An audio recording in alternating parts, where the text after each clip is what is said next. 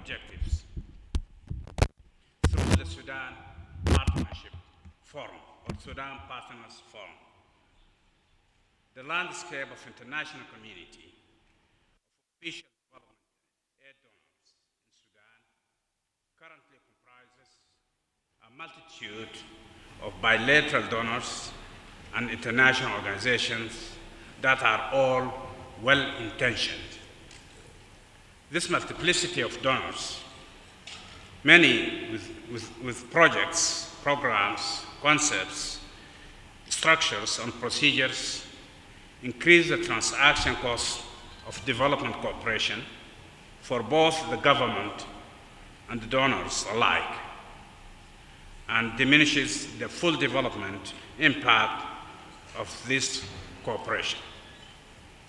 Strengthening coordination is essential and is meant to counteract any overlaps or mismatches. The proposal for the Sudan Partnership Forum that you have all seen is an important tool for the government, particularly considering the limited institutional capacity in the government today. We are fortunate to be in a position with many friends wanting to help Sudan overcome the legacy of challenges we inherited and support our economic reforms, address the widespread poverty we face, and support Sudan's quest for a comprehensive and sustainable peace after 30 years of international isolation. But to reap the full benefits of this support, we need to coordinate our efforts more effectively. The underlying justification for the Sudan Partnership Forum is for the need to coordinate better and improve the efficiency and effectiveness of development cooperation to achieve the government's main objectives outlined in our comprehensive poverty reduction strategy and moving towards achieving the Sustainable Development Goals.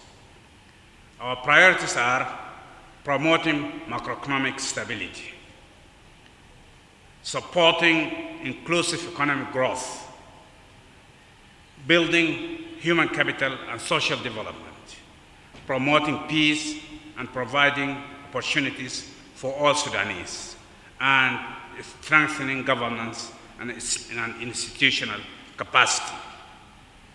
In the context of scarce development cooperation resources and the enormous challenges we face, and the more recent challenges we are living with, including the COVID-19 pandemic, it is important that we strengthen our collaboration to achieve our shared objectives.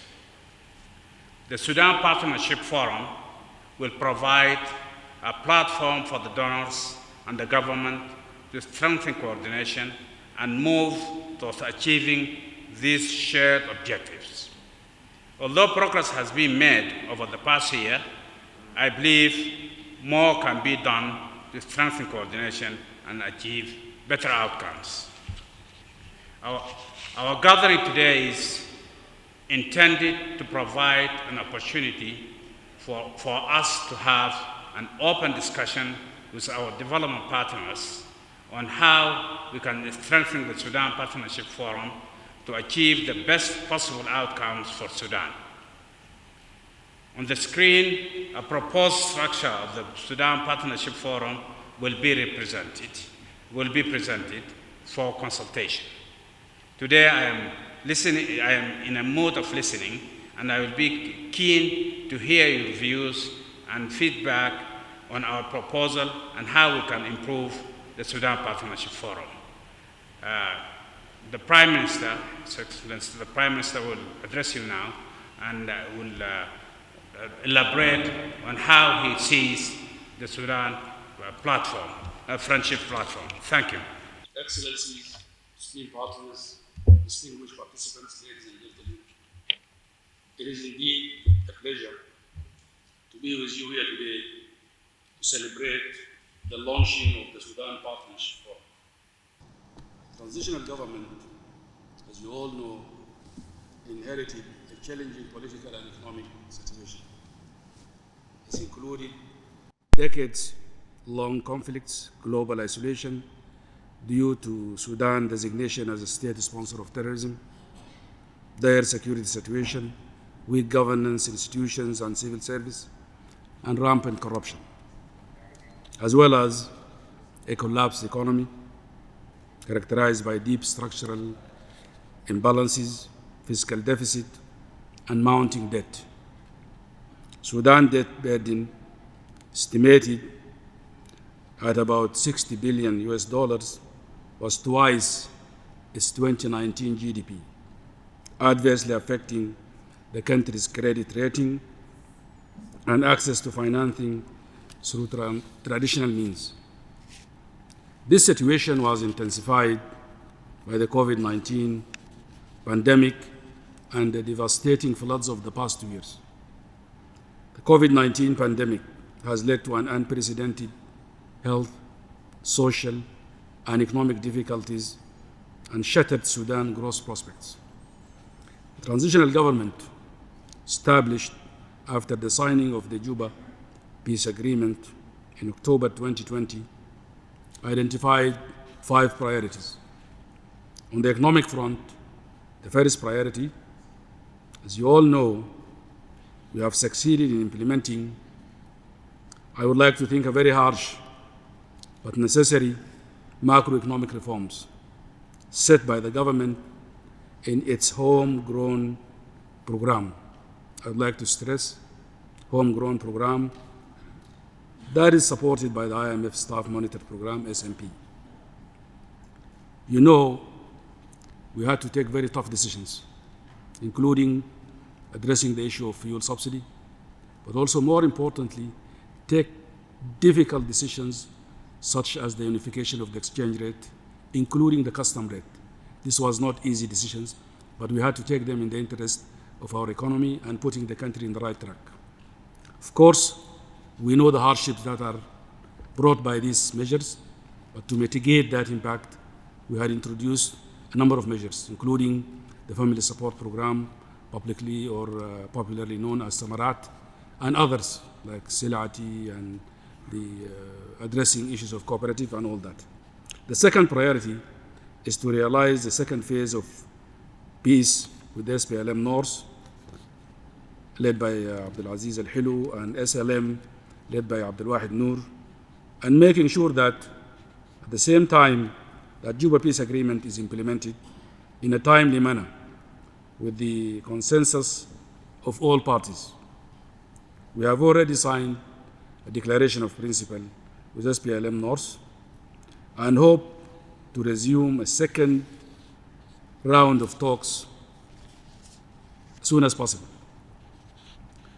We have unwavering commitment to silence the guns in our country once and for all. Security sector reform is the third priority for our government, mandated through security arrangement and the mechanism for protection of civilians of the Juba Peace Agreement. No democratic transition can be sustained without rebuilding our security sector on new values, the values of December Revolution. On foreign relations and policies, our fourth priority, we have come a long way to overhaul the image and rebrand our country as a beacon for regional peace and stability, with the intent to spread our model of civilian-military partnership and transition to neighbors who are undergoing similar transitions. I think as Sudanese, we are bragging about what we call the Sudanese model, which is built on this partnership between military and civilian. And I think it is, with all the difficulties and challenges, it's working and it's moving in the right direction.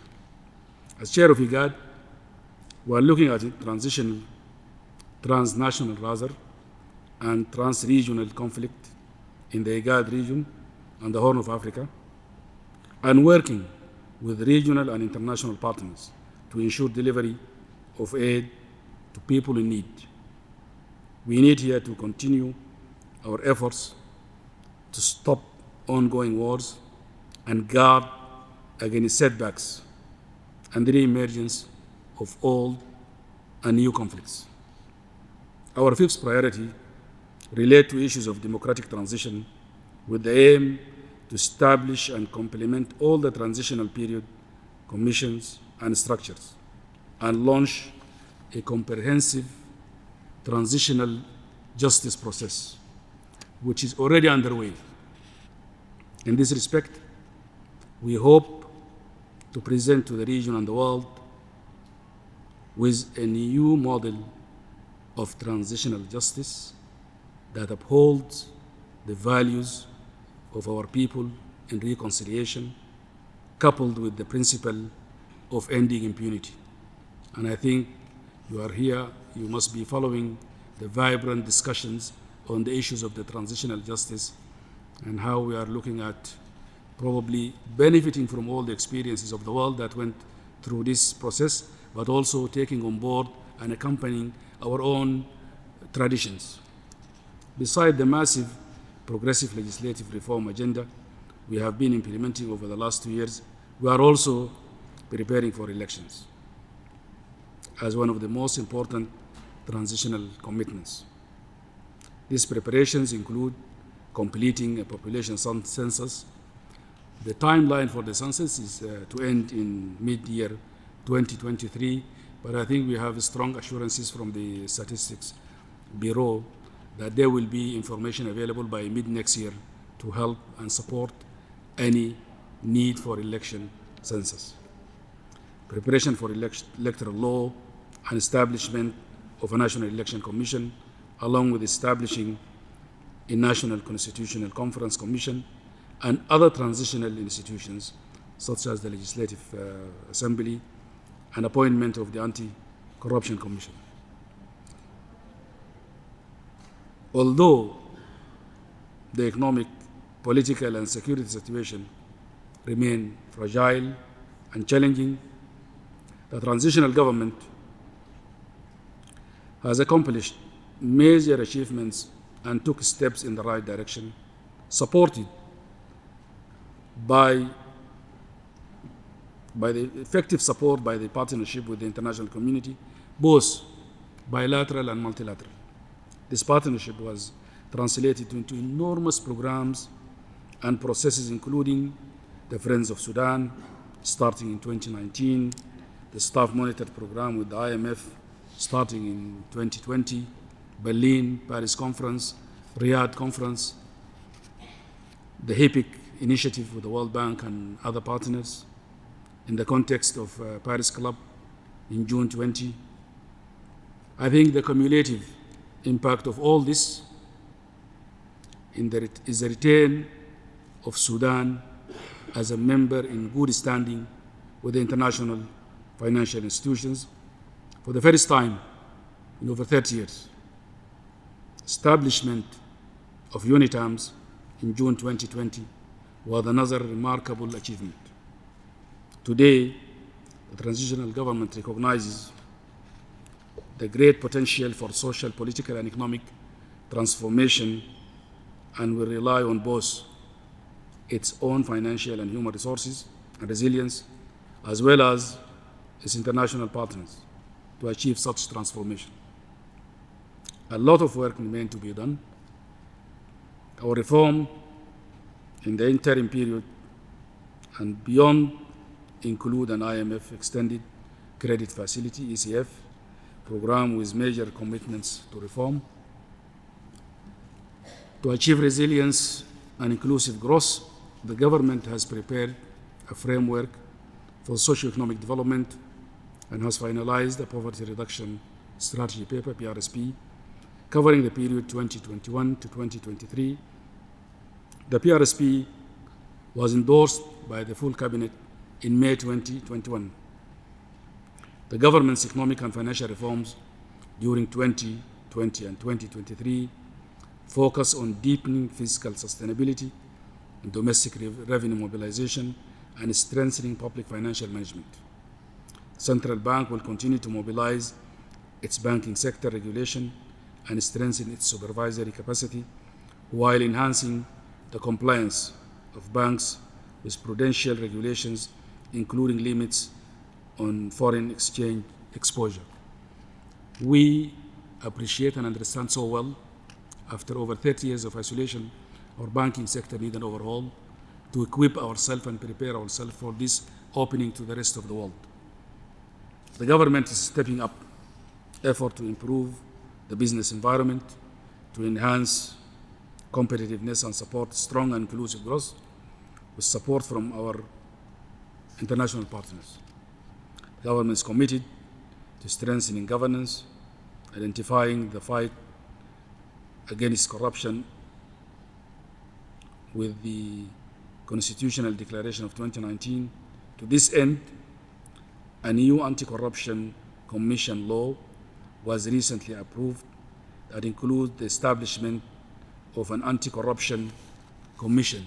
And I think you must have noticed in the last 2 days, there was an advert in the press here calling for nominations of the Anti-Corruption Commission members, which I think it's a step in the right direction in upholding transparency and accountability, and also calling for the appointment of top standards that will meet the agreement of the population at large. And I think this is also probably one thing that we should feel proud of. The government is also undertaking comprehensive state-owned enterprise reform. Excellencies, ladies and gentlemen, we are looking forward to the international community to stand by our side throughout all these reform efforts. Sudan remains thankful for the continuous support of the international community to its economic and financial reform programs as it seeks to move from economic stabilization to broad-based and inclusive growth and development. This launch here today signals the start of a process to define the roles and responsibilities of the government and its partners and build the Sudan Partnership Forum as a national mechanism for coordination of development assistance under the leadership and ownership of the government. The SPF will foster alignment on the planning and delivery of peace, security, and development support against well-set national priorities and in line with established global principles of effective development cooperation. I thank you for your kind attention. Thank you.